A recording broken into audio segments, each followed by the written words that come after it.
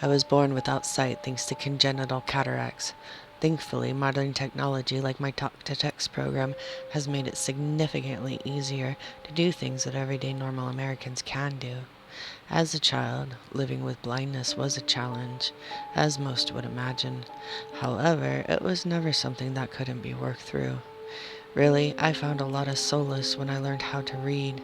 My favorite books were those based in high magic fantasy, and to this day, I feel like a wizard as I rub my fingers across the pages and feel the words enter my brain. Around the age of 10, I met another blind person. We'll call him Phil. He himself was also blind from the time he was born, but due to the lack of modern technology, he was never able to live on his own. He had spent his entire life in the care of his parents. While I love my parents, I think I would have gone insane. Phil was the type of person who had a few peculiarities about him. Not entirely uncommon in any community. We all have to keep ourselves occupied. Whereas my fascination was with fantasy, his fascination was with bats. He taught me about how bats and dolphins both hunted through echolocation, a technique where the use of clicking could direct them exactly to where different bugs and fish were. He also told me that there were blind people around the world who were learning to do the same so that they could see. Naturally, this piqued my curiosity. I had wondered for so long what it would be like to see what other people saw, or anything at all for that matter. He had learned how to do the basics of echolocation and told me that because our bodies had to put our resources other places, it wouldn't be hard for me to learn how to do. He was right. I picked it up quick.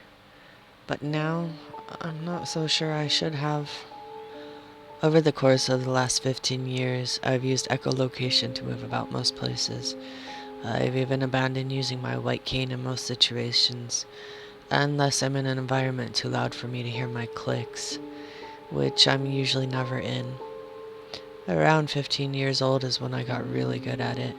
I could tell most of my surroundings down to the gender of most people based on their general body shape. At night, my parents would try and sneak into my room and startle me while I was reading, but I could see them enter the room every time.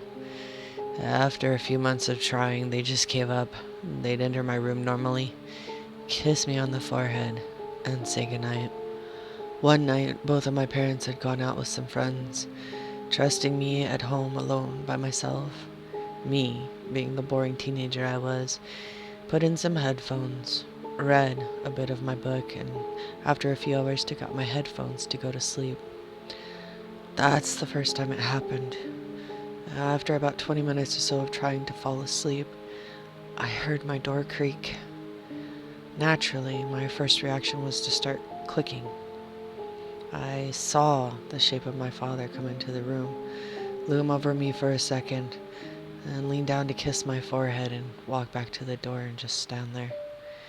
Feeling comforted in the moment, knowing my father was watching over me, I quickly fell asleep.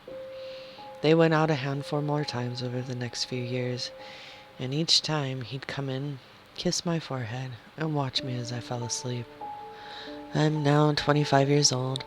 I've completed my bachelor's degree in creative writing, and am currently working at a center for helping the blind while I complete my master's. It's the very center that I spent hundreds of hours at as a kid. Thankfully, between the little money I make at the center and the scholarships I receive for college, I am able to afford a small apartment on my own. Last night, something unusual happened. I had just finished making dinner after a long shift at the center. I came home, made myself a PB&J, living that broke college kid life, and soon after laid down for bed. I'm usually able to fall asleep in a matter of 20 minutes or so, unless the people above me are doing their thing. Last night was different. It was complete silence. I still couldn't fall asleep. An hour passed, two. Then I heard my door creak. I felt my whole body tense up. I live alone. Instinctively, I started to click. First click, The shape of what I originally thought was my father was in the doorway to my room. I didn't hear any footsteps. I let another few seconds pass before clicking again. I didn't want to risk whoever's in my apartment knowing I was awake. I clicked again as discreetly as I could. This time the figure was directly next to my bed. I could feel my entire body trembling. I couldn't click again. If someone was in my house, I didn't want them to kill me. A few seconds passed. I knew it was still there. Then I felt it. A kiss against my forehead. My body went cold. I lost the ability to breathe. Tears began to stream down my cheeks. And my hands ached as I grasped my sheets as tight as I could. A minute or so went by and nothing. No door creaking, no footsteps. I forced myself to take a breath and let out one last click. The figure was still in the room, standing by the door. I knew that if someone was actually there, there was no way I could defend myself.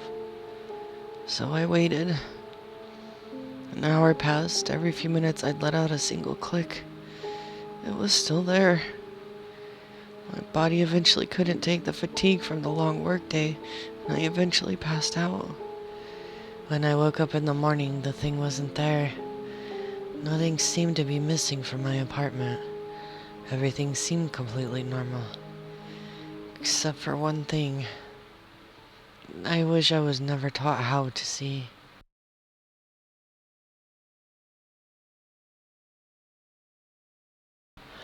I cradle her close to my chest as I lift her little frame from the sofa. It's well past midnight. I should have done this long ago. It's time to take her to bed. She stirs as I raise her into my arms. Her gentle blue eyes part ever so slowly as she takes in the room and the situation. Hey, honey, time for bed now. Don't worry. Daddy's got you. I bring her in tight so I don't lose my grip on her. I feel her little body relax in my arms as she waffles between wake and sleep. I move tenderly and speak as soft as I can so not to rouse her. As I said, it is well beyond the time to have done this. We've been on that couch watching old movies since 6 when I got home from work. She really liked the classic Disney movies I love. Robin Hood, Winnie the Pooh. She even shed a little tear during Hercules. I think she liked the same movies as me because these old favorites of mine put me at ease. And therefore put her at ease too. It only makes sense. If her dad's relaxed, so is she. I glance to the living room before ascending the stairs. It's littered with snack wrappers, popcorn, soda cans, juice boxes, beer cans, and some plates with some fish fingers still on them, half eaten, tartar sauce glazing over from when I plated it hours ago. She was all ready for a little movie night when I got home, dressed in her little PJs, an oversized t-shirt of mine, and her little polka dot pants I don't even remember buying. She practically barraged me with requests as soon as I got home from work. It completely caught me off guard, seeing as she's been so quiet and so dour these last few days. Daddy, can we watch movies tonight? Daddy, can we have fish sticks tonight? Daddy, I want some soda, please. Her energy was so bombastic, I could tell she must have been looking forward to this for some time. After I recovered from that assault of questions, I promised her we'd have a nice night together. I began making my way upstairs, careful not to wake the little girl. We make it to my room and I flick the bedside lamp on. Laying her down on my pillows, she asks a murmured question. Daddy, can you tell me a bedtime story? Her sudden words startled me a little. I'm sorry, honey. Daddy doesn't have any storybooks in the house. I pulled the blankets over her and began tucking them around her tightly. Please, Daddy, even if it's just made up. I hold her little cheek in my hand, hoping my trembling isn't noticeable. I'm sorry, honey. Daddy has some important grown-up work to do. I can't tonight. I lean in and give her a little kiss on her icy forehead. Just try to get some sleep, baby. Okay, could you leave the lights on tonight? She rolls over and snuggles into the blankets. Of course, sweetie. I leave the lamp and the little girl and gently close the door. Stealthily, I make my way to the garage. I take some chains and a padlock along with my nail gun. I bolt the door shut. Thankfully, the room has no windows, so I don't have to worry about that.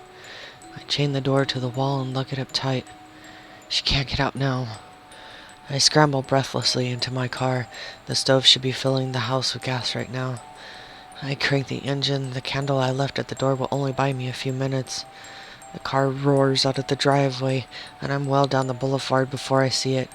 An orange flash behind me, well into the horizon. I made it. She can't follow me now. Please don't judge me too harshly. You don't understand. You can't understand. It's been going on for days now, silently watching me from every corner of my vision. This might be the only way to escape. I laugh like a madman. I think I got away. I'm practically raving in my car by the time I get on the highway. Then we pass the first lamppost. I dare not look into the passenger seat. I can see her little figure there. Only now it looks like it did before. Blackened and muddy. My heart is in my throat. My car is roaring down the freeway. Daddy, Please don't judge me. why did you do that? You don't understand. Where are we going? You can't understand. Are we going somewhere fun? I turn the wheel toward the guardrail. I don't have a daughter. Thank you, Spooks and Spookettes, for joining me for this reading. I really hope you enjoyed it. If you did, I would really appreciate a like on this video. If you think you have a story for me to read, I will leave links below where you can send it. I also look forward to reading any comments left down below. If you'd like to join me for more, there's always a subscribe and notification buttons that would really make my day. If you're not ready to subscribe just yet, I hope you will check out my other videos. Thanks again, and wishing you sweet nightmares.